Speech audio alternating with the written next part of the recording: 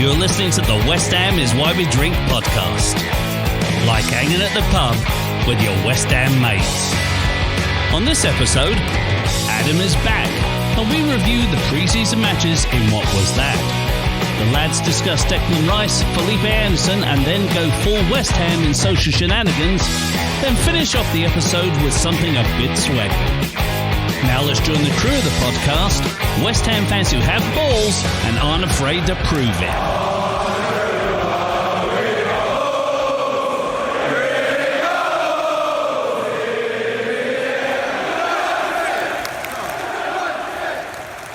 Oh, hang on, I have to get my drink. Hold on. Oh, blimey.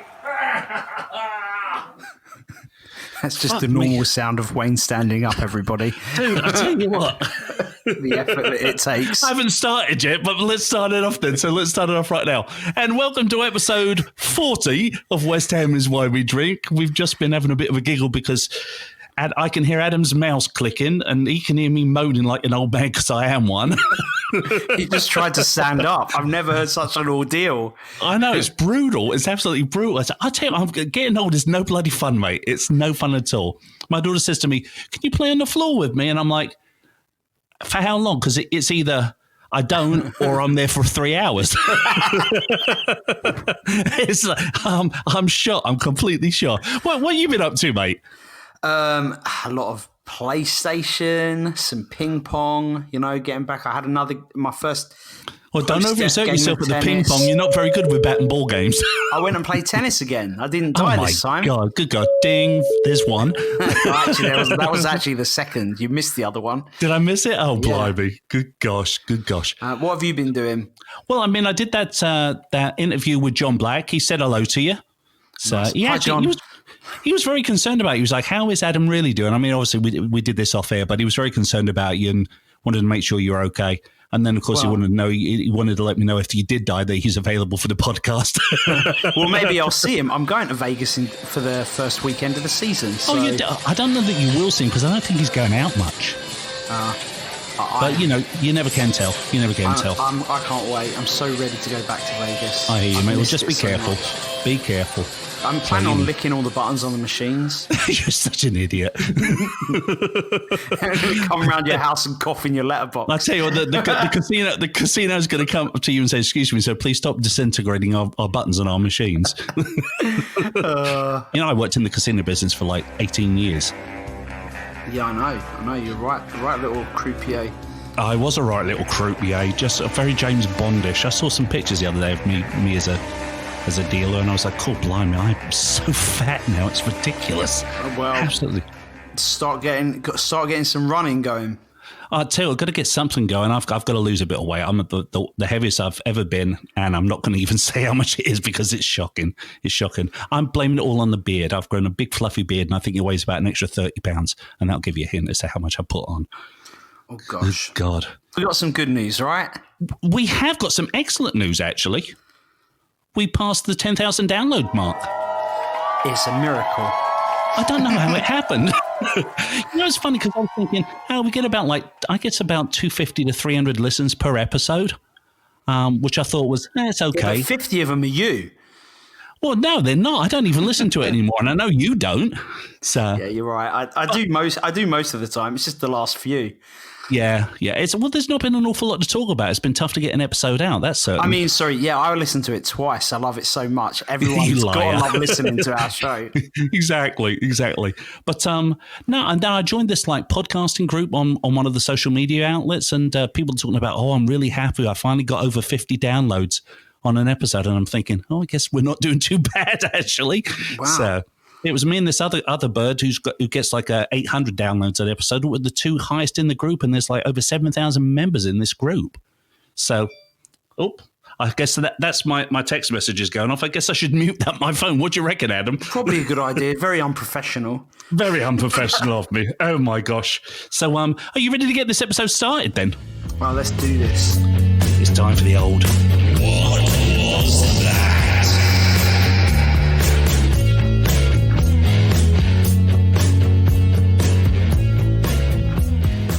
What was that? I don't know what it was. Do you know what it was?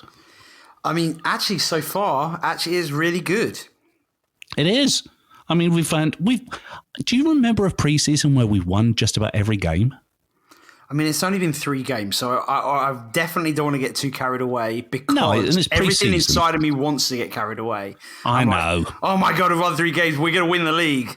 And I know by the time we kick off against Newcastle, I know that I will probably be as delusional as I am to start every season. I can't help it. Every year I tell myself, just lower your expectations, just don't get your hopes up. And then every season I'm like, oh my God, we're going to win the league.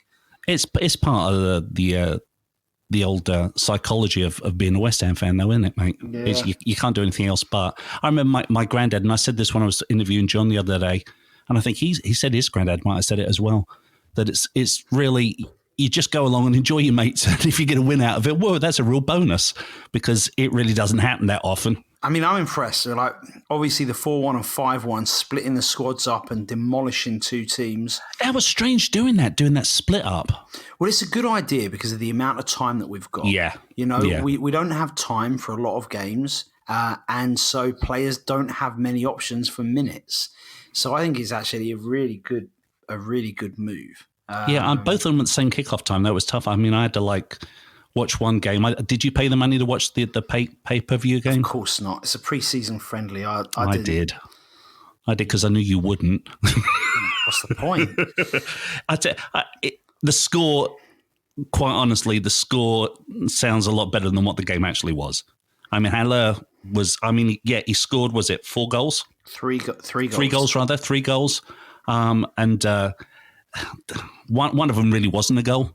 If there'd have been VAR in it, it would have been called back because Dean Garner went completely over the end line, and it would have been out.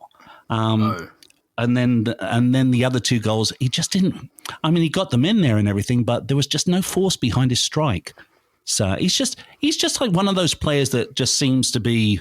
He's got like this lethargic feel about him, even if he isn't. And when he's doing good, he seems like this big, slow motion Yeti type of thing, doesn't he? I thought we sold him to sell we did. Thank God for that. He's scoring up there. He's actually scoring. That's the West Ham way. Oh, certainly that. But I tell you what, Souček was just freaking brilliant. He really was brilliant in that match. 2 goals in 2 games now. Oh, the man's incredible. It really is incredible. It's been a long time since I've seen somebody from the midfield that excites me as much as he does. I agree. I mean, he's a superb player. And I mean, the Brentford game that we just watched, which I watched. I overslept. I've watched it all now, but I mean, I only watched half of it live. But we completely skipped over Wycombe Wanderers. We just demolished them. Well, you got to say that the one good thing about that Wycombe Wanderers game was we won. Yeah, that's about it. We did demolish them. I watched that afterwards, and it was. Where did they come last season? Blimey! They weren't aren't they in Division 1? They're in League 1. League 1, rather. But I don't know how they did last. Yeah, I don't know how they did last season. I mean, they didn't give anybody any challenges. No, they definitely didn't. I'm sorry if you can hear me typing. I'm doing my little research to see. I can hear you clicking, click, clickety click. How many episodes have I been saying to you, I don't know what that clicking is in the background, and then we finally figure out. The whole time we realised that actually it's my mouse. Yeah, you got a noisy mouse. It's noisier than Mickey. It really is. Well, here's what I do think about the fixtures. So the first 2, obviously, I didn't realise Ipswich were in League 1 as well. Wycombe and Ipswich are in the same league. Yeah. And then obviously Brentford were, like a goal away from being in the Premier League. They gave them a run for the money today. I thought they played well. I mean, first of all, can we go on to our top shelf? Because I've got a bit of controversy here. Yeah, let's go on to the top shelf and dregs of the barrel. I am actually going to give my top shelf. Are you talking about for the whole preseason so far? For the preseasons to David Moyes. But this is why. First of all, I really like the opponents that West Ham have picked. They've started off with 2 League 1 teams. There's some sense to it. And then they've played Brentford. And who are we playing in the Betway Cup, Wayne? Aren't we playing Southampton in the Betway Cup, right? That's what's on the show float here. Preview the Betway On the Cup show versus... float? What show float is that? Show flow. I thought you said show float. Isn't it? Oh, we're having a parade today. We're having a parade. But like, isn't it Southampton? Preview the Betway Cup versus Southampton. And we're not going to play. I don't think we're allowed to play a pre-season fixture against the Premier League team. Oh no, I guess you are because we go to foreign tournaments. Yeah, but no, it's definitely not. It's Bournemouth. Oh, it's coastal town. You know. Same thing, fish and chips and rocky beaches. So but what I like about it is that he has picked very strong opponents, especially considering, like Brentford's season finished later than anyone else's season. They're the most probably match fit and prepare because they were playing in the playoff final. And so we picked a team who are very strong. And then obviously Bournemouth were a Premier League team who got relegated. True. And so I think that too often in pre-season, we go up against teams that are weak in the hope that it will build confidence, which it usually doesn't because we don't show up and we end up losing to a crap team. So it doesn't build confidence. And we also don't get tested because we're not playing a great team. Yeah, I like what he's done so far. I mean, I actually agree with you for as far as top shelf is concerned. I like the stability he's bringing to the club. I like the fact that he's getting some good work out of people. I love the fact that Stuart Pearce is back. Love that. Me too. That's just brilliant. We just need consistency. Yeah, that's what we do. Need. We do. We should have kept him on when he kept us up that year. We should have kept him on instead of going for Pellegrini. I mean, I think if we had kept him on, everyone would have pissed and moaned about it. But in hindsight, I think we should have kept him. That's what we do. Yeah, exactly, exactly. It's but he's doing a really great job, and I don't think he's taking any BS from any of the players. I mean, I think Anderson's days. If we got the right amount of money offered, I think Anderson would be gone, and he's my dregs at the barrel from the preseason. To be quite frank. My dregs of the barrel, just because it's the last time we can ever mention him, because he was on the bench for one of the games, was Roberto before he left. Just because he's the worst player ever to play for West Ham, as far as I'm concerned. But he didn't play in the preseason, mate. He was on the bench. He was on the bench. Okay, what? So that was he not sitting correctly? So he wasn't sitting correctly. Was he wearing his anorak the wrong way or something? Did David Moyes play? Well, actually, no, in fact, you just said that you were happy with him. But did he have? No, he didn't. Did he have an influence on the game? Did Roberto? Probably. The fact that he was there is a curse. The fact that he wasn't playing, he had an influence on the game. Was that Villa losers have bought him, right? They didn't say how much we sold him for, did they? Free. We just gave him away. No, we didn't sell him for free, mate. We probably paid him to take him. We did. It's a free transfer. It is? They said it was a free transfer. Of course, no one's going to pay money for that. Like, no one. My gosh.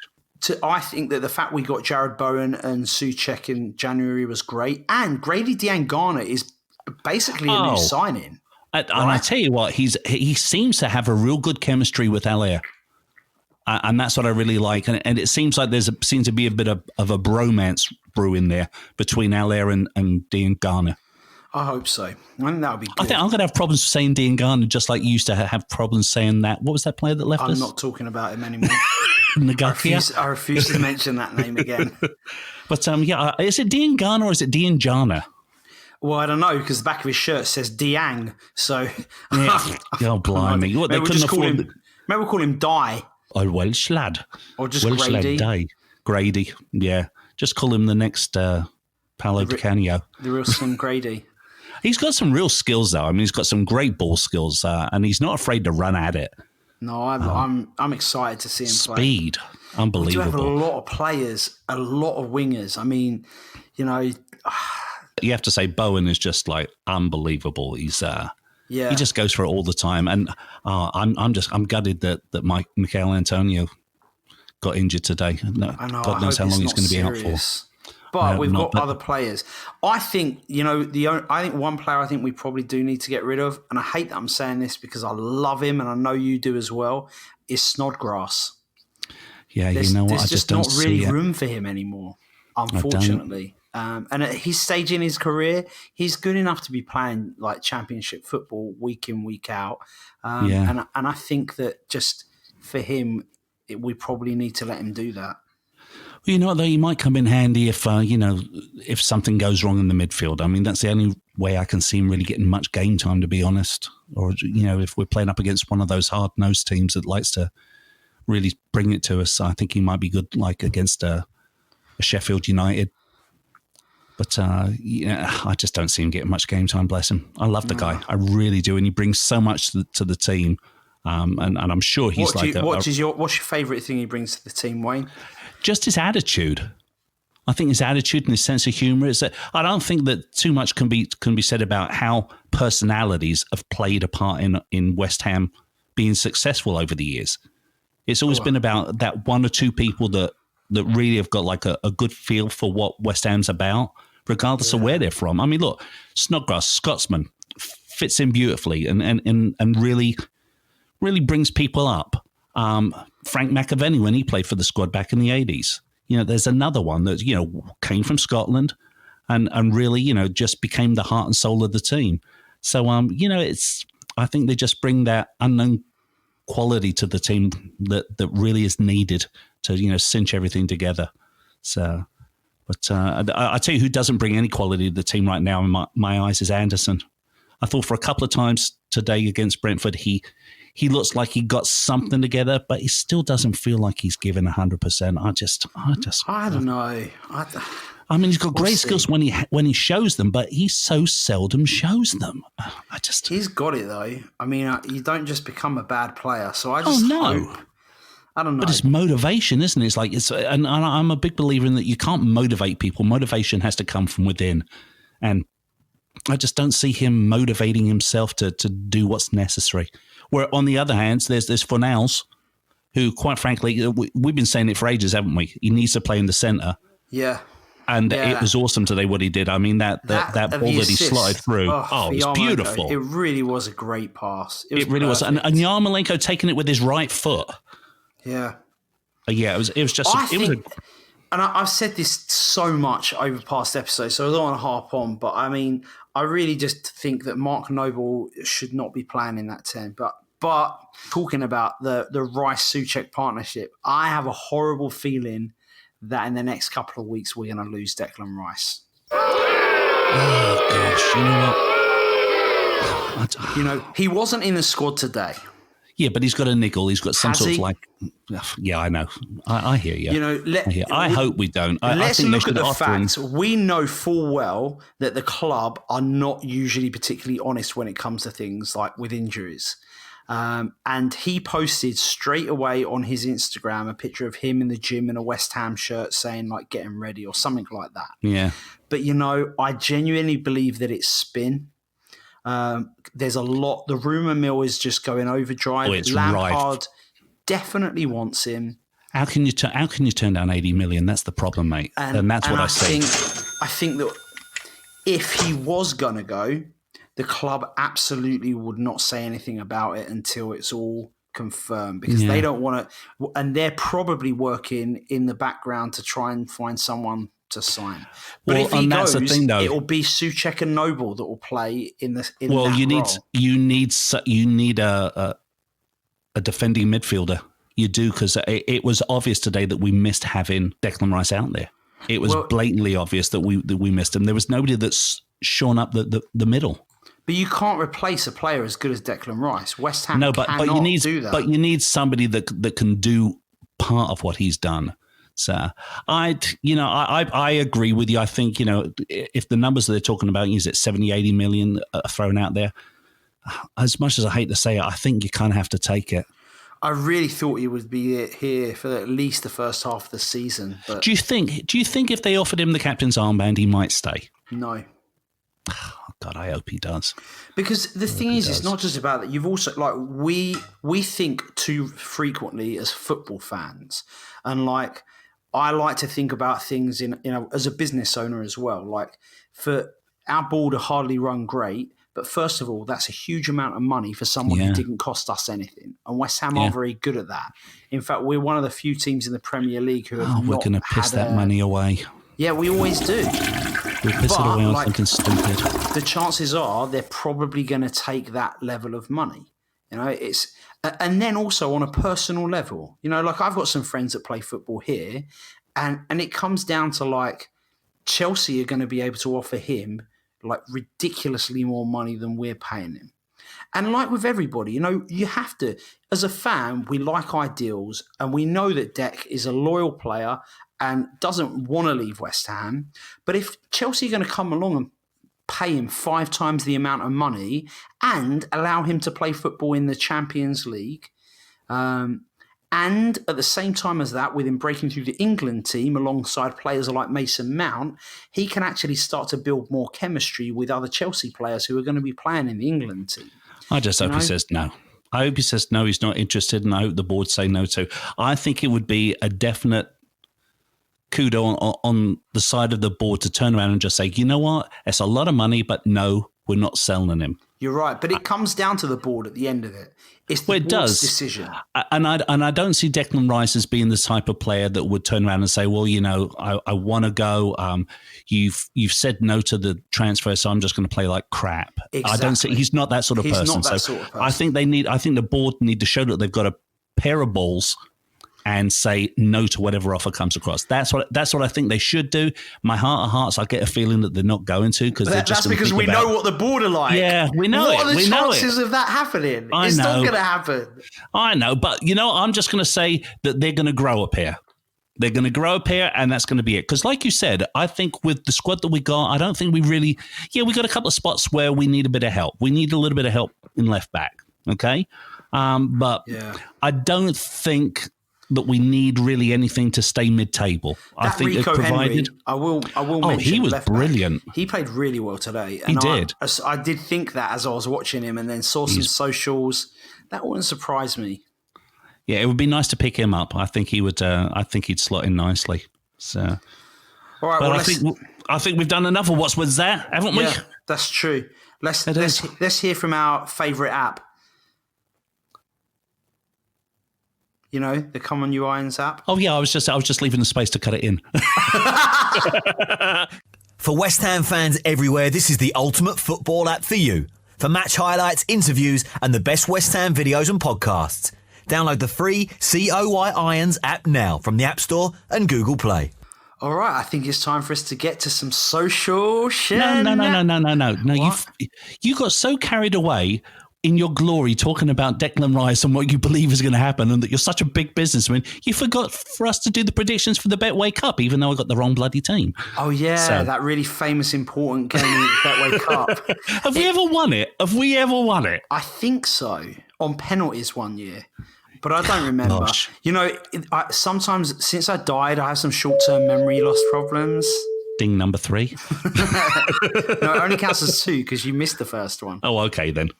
I'm going to just put a double ding in there somewhere. So it's number 3. I was about to say, one of my mates just married one of those. No, I can't. Anyway. Ding number 3. Anyway, you've probably cut that out. I'll get killed. No, I won't. I'll keep it. I'll get honour killed. Good. Ding number 4. 5. 4 and 5, actually. What was this You said for? you get killed. You said you get killed and you get ultimately that isn't killed. a reference to me dying. That's a reference of me getting killed. Killed? Okay, let me throw this out to the audience here. If Adam mentions getting killed, isn't that the same as dying? Oh, hell no! Anyway, social shenanigans. Not social shenanigans, you we didn't do the prediction prediction yet. Betway Cup, you dingbat. Mate, I have to tell you, since dying, I have these problems with my short-term memory. Oh, my God. I think we're going to win 3-1. 3-1? What's 3-1? 3-1. I was going to say 3-0, and then I was like, is it going to be a no, is our that a defence small aren't 3, good a enough. 3-1? One of them's an own goal. Is that why it's a 3-0? Yeah, that's exactly right. I'd say 2-1. We're going to win. 2-1, we're going to win. There we go. So then it is time to get onto the old social shenanigans. No, now it's time for Social shenanigans. presented by Hammers Polls. By the way, if you've spoken to Jack Gambardella by any chance about getting him on? No, because we haven't got through him yet. The whole point was that we were going to have him on after we've done his countdown, but it's taken way longer than we thought. True. I don't know why it's taken this. Well, long. let's see if we can get if Becca's feeling better. Let's see if we can get her in next week. And we'll do like a season prediction stuff. I don't want her on the show anymore. Screw her. She's dead to me. Does that count as a ding? She said she. No, it doesn't. Not After when she's conspiring dead. to cheat and beat me, I don't want her on the show anymore. She did not conspire to cheat and beat. She beat you fair and square, mate. Admit it. She did beat you fair and square. No, I would never admit. I know you're not going to admit it because I'm too honest. For I know. that. I don't expect you to admit it. But thank you to all of our social media followers. You guys are awesome. They are completely awesome. And of course, if you want to follow us on social media, just look for one of the links in westhamiswhywedrink.podbean.com, and that's where you can follow us on any of those platforms. And now, Wayne, you're going to talk about some players' balls, aren't you? Is in a new segment? Yeah, actually, I might. He's like, yeah. Why don't you just ruin my tweet? Why don't you, mate? Go on. So anyway, Michail Antonio on August 22nd tweeted, "The fun begins when the balls come out." This is when I wish Becky was here. He's like, I love the guy. There's no comment. You can't have any comment. But I got to say, honestly, yeah, the fun does begin when the balls come out. So I'm looking forward to this season. I really am looking forward to this season. I don't know how I'm going to watch it sitting in my bloody house, but no fun. But is the pub open? I don't even know. I haven't spoke to Kat in a couple of weeks.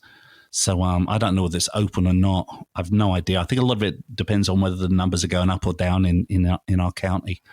So it would be nice if it's open. I mean, at least you guys that can go in there and social distance and wear a mask and go watch it. But yeah, I'm not going to risk it, mate. It's not worth it to watch a game in my book. Yeah, but true. No, Michail Antonio always putting the funnies out there, apart from crashing cars. And speaking of crashing cars, mate, how about we do a little bit of the old going for West Ham? All right, let's go for West Ham. So we are up to 16 and 15. Go for it, mate. I want to hear one of Jackie Gambardella's relics from the past. So in number 16, we're going to take you back to 1988. Blimey. John Hartson and Niall Berkovic had a bit of a falling out. The Israeli punched him in the leg, which led to Hartson putting his laces through Berkovic's face. Did you watch that? Of course, it was a day when the cameras were there at the training ground, and it was well documented. You can see the video, the picture of it happening.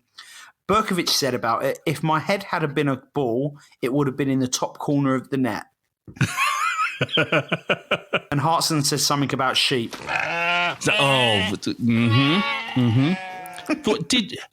don't even remember that happening. What year was that?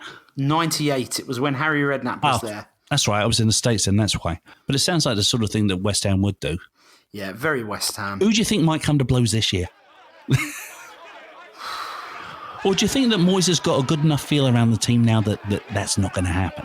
Yeah, I would like to think that, part of the reason that we're keeping players together and not signing a ton is to, consistency, team spirit. I think Nobes does a very good job of that as well. It's the ends, isn't it? It's Nobes and Nolan. Yeah, true. Number 15, though. Number 15 is a bit of a, depressing one, a more recent one. When we lost 3-0 at home to Burnley, Mark Noble had to throw a pitch invader on the floor, and then another fan, what did you say, planting a corner flag in the centre circle, Bubbles. And hundreds more confronted the board. What was his name? Bubbles. Bubbles. Why did he call himself Bubbles? I have no idea, mate. Little Britain character who always liked to strip. The big fat lady. I have got no clue what you are talking about. Probably for the best. But Bubbles, he's turned into a little bit of an urban legend back home. Even though you've got no clue who he was before I mentioned him to you. Unfortunately not. So, but I know that on American Hammers TV, they did an interview with him, and I think it was one of the highest rated episodes they ever put out there. Really interesting that I tell you, if you get a chance to listen to it, or watch it, should I say, you should definitely check it out because he did a really good job and he spoke from the heart. And I think that's why so many people tuned into it. It was a real honest expression of how a real fan felt about the team at that time and why he did it. So I feel bad for the man. Talking of American Hammers TV, I want to congratulate John Nolan for winning my first season of Hammers Shots. Oh, that's. I tell you what, mate. I got to say right now, kudos to you because it's a blinder of a show. It really is. It's a lot of fun, even with Becky screwing up all the questions. Yeah, the problem is that like when I've done the show, like I didn't realise that it was kind of taken seriously until we get into the semi-finals, and then I realised, didn't they? Oh, now it matters, and I just hadn't quite twigged it. Bragging rights, which is fair, and I did not expect Tom Atherton to lose in the final. Like I really didn't see it coming at all because John Nolan. He was very like the whole time like, well, I've got no chance. I'm just here to make up the numbers. He sucked him in the whole time. He suckered him in. He suckered him in totally, and all the time he was just waiting to bring out the guns. And if any of you haven't seen that, tune in. It's worth watching the final. It's a lot of fun. It's brilliant. And if any of the listeners would like to be on that show, get in touch as well because we had a lot of English people on there, and really, I would like to see more Americans taking part. Oh, thanks. This is another season I don't get to go on it, eh? Fun. Well, I don't know why you didn't go on the last one, really. You'd never asked me. I'm not in charge of booking the guests. That's Tim Tim's never job. asked me. Well, Tim never. You should have asked him. I'm going to. I'm going to be doing a show on American Hammers TV. Oh, nice. Tell everyone about it. It's going to be the half-hour happy hour. It's only going to be once a month because, quite frankly, I just don't have the time to throw anything else in. But we're going to have Tim pick a person from one of the supporters groups or a fan from back home, and we're just going to discuss, what our traditions are, what our drink day traditions are, what we love to drink when we win, when we lose. What our drink day traditions are. What a drink day. Yeah, it is drink day, and there happens to be a match on it. I love that should be a bit of fun. And I've got a couple of questions that I'm going to be zipping in at the end of every episode, and it's just going to be a little half-hour show. But these questions at the end of the episode are kind of they're going to be kind of fun. So I'm looking forward to doing it. I'm going to put money on the fact that it doesn't go for half an hour. I don't think you're capable of a show that only runs half an hour. No, hang on. You're talking to me, not to Lee. Did you see the show I did on Wednesday? An hour and 45 minutes we did on the Wednesday wrap-up. Do you ever watch Last of the Summer Wine? Is that Hyacinth Bouquet?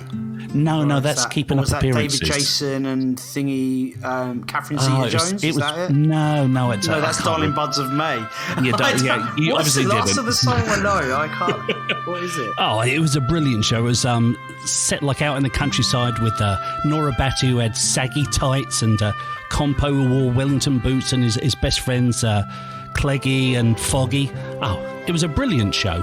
But anyway, I made some sort of mention that it was like more like Last of the Summer Wine, and of course Tim stole my idea to call the episode Last of the Summer Wine, WHINE, since we're all whining.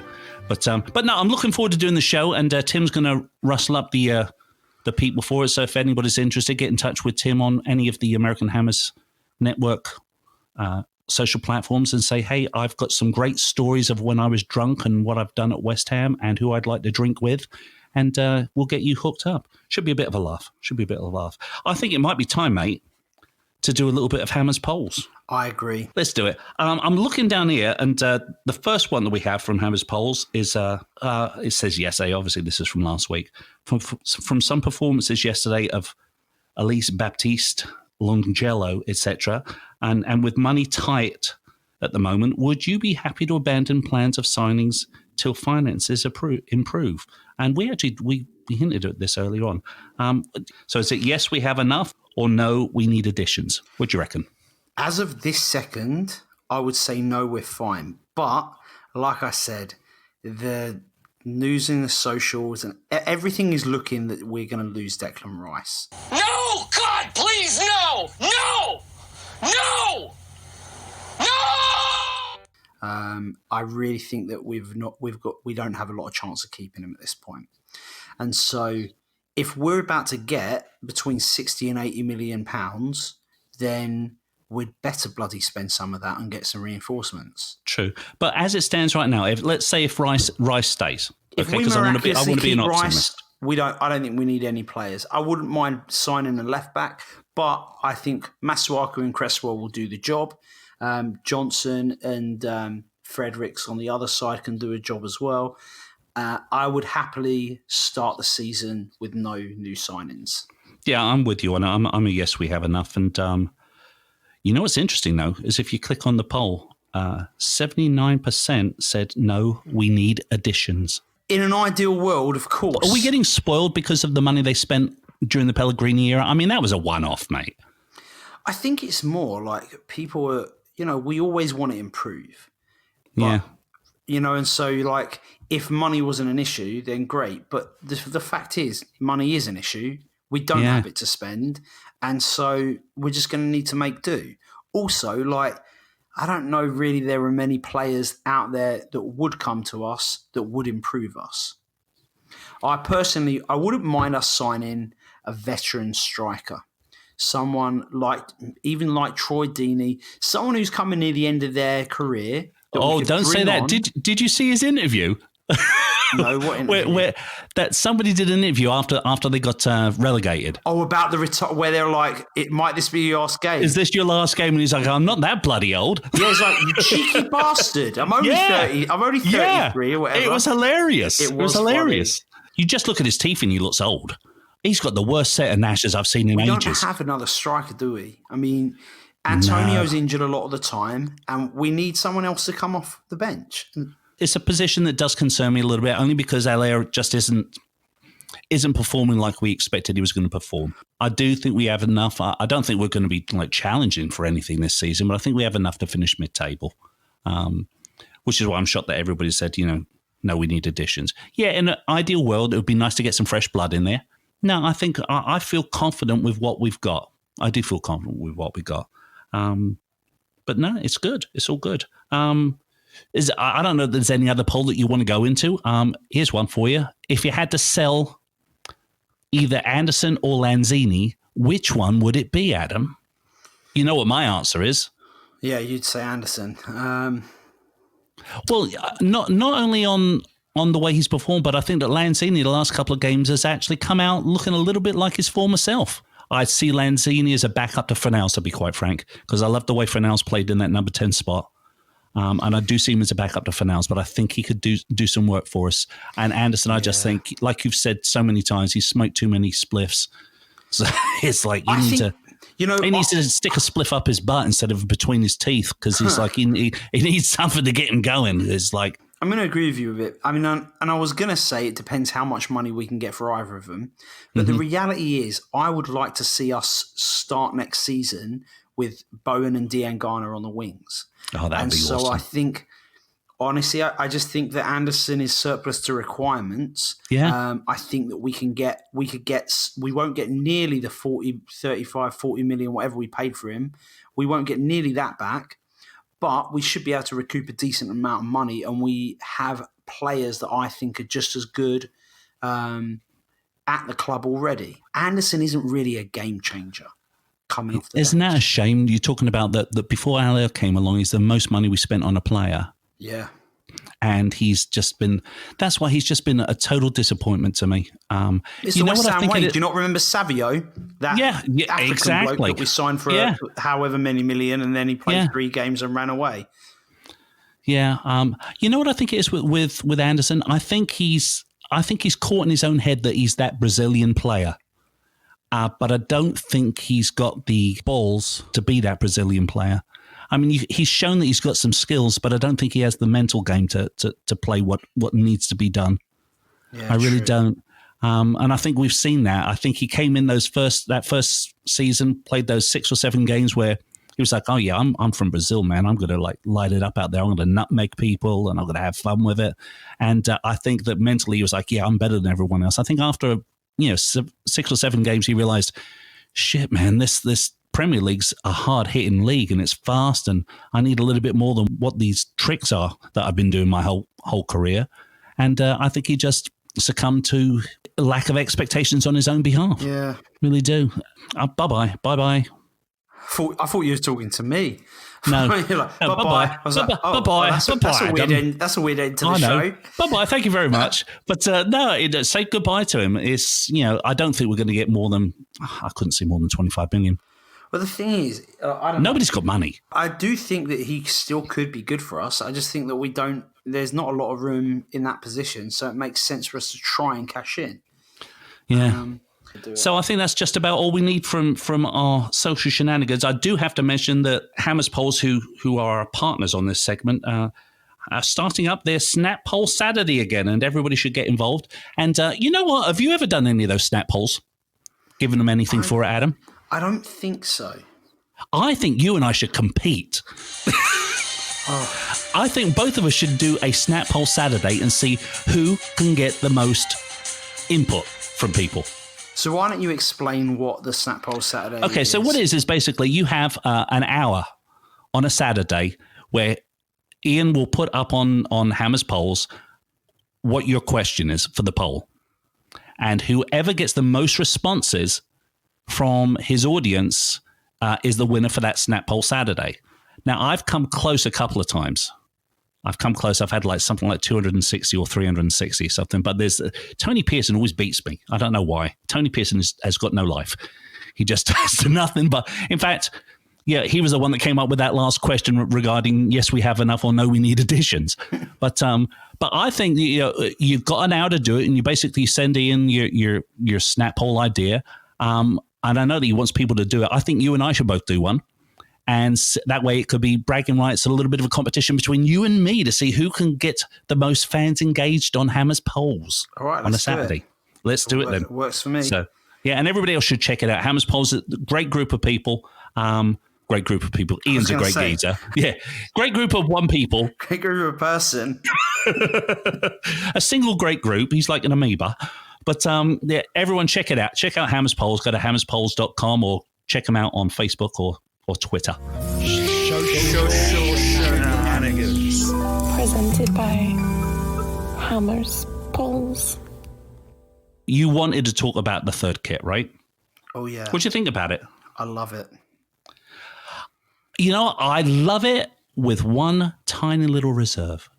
What's the collar. The collar. Don't like the collar much. I don't like that squared collar. But I do love the kit and I am getting it. I love it.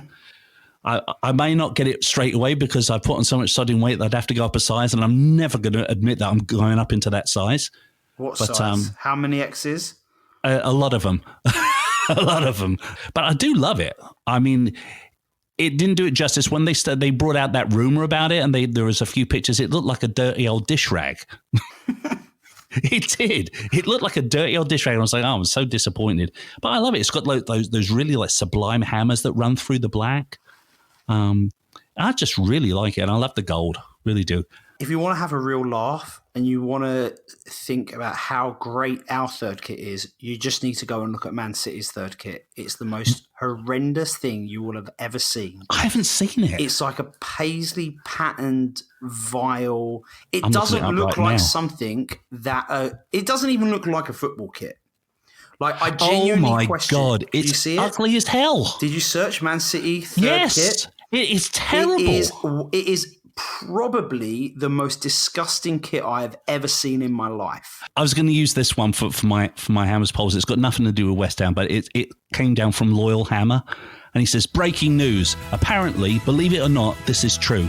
According to strong sources, Tottenham are on the verge of signing free agent Mr. Messi. If the deal is successful, then it is hoped that the club would also sign his teammates, Mr. Happy, Mr. Tickle, and Mr. Greedy.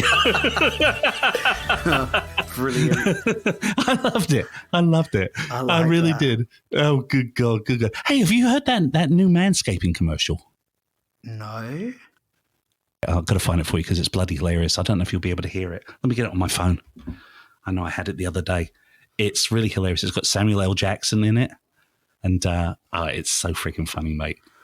Manscaped Crop Preserver. Here it is. I love this. Fellas, are you still powdering your balls? You know you don't need to, right? There's no need for messy powders or nasty ointments. That's a thing of the past. If you want to keep your fellas feeling cool and dry all day and reduce chafing, then you need to get yourself the Crop Preserver. The 24-hour non-powder moisturizer and deodorant was designed for your butt, balls, and body. Boasting active pH control, anti-chafing, quick absorbing, and made in the beautiful U.S. of A. You put deodorant on your armpit, so why are you not putting deodorant on the stankiest parts of your body? Head over to manscaped.com and get yourself the crop preserver. Your balls will thank you. And for a limited time, get free shipping and a free Shed travel bag. Isn't that hilarious? Oh my gosh. Ball deodorant. I tell you what, it's the highlight of 2020. Send me the link because I think I might get myself some of that. I think we all need it. I will send you the link. Oh my gosh. And I have to point out that we've received no financial remuneration from Manscaping for playing their commercial. Yeah, that's true. The crop duster. If your balls are sweaty. God. Oh my word. God. So anyway, we have to thank our partners at Hammers, Poles and ComeOnYourIrons.com. And thank all of our listeners, of course. Thanks for getting us to 10,000 downloads. Thank you. Thank you. Please go to Apple Podcasts and rate and review us if you get a chance. One thing left for you to say. Yep, stay positive. Love your lives. And raise your glasses. Here's to 2020-21 season, mate. Cheers. Cheers. Bubbles in the air, they fly and so high. Like my dreams, they fade and die. Oxygen's always hiding. I looked everywhere. I forever like bubbles, pretty bubbles in the air.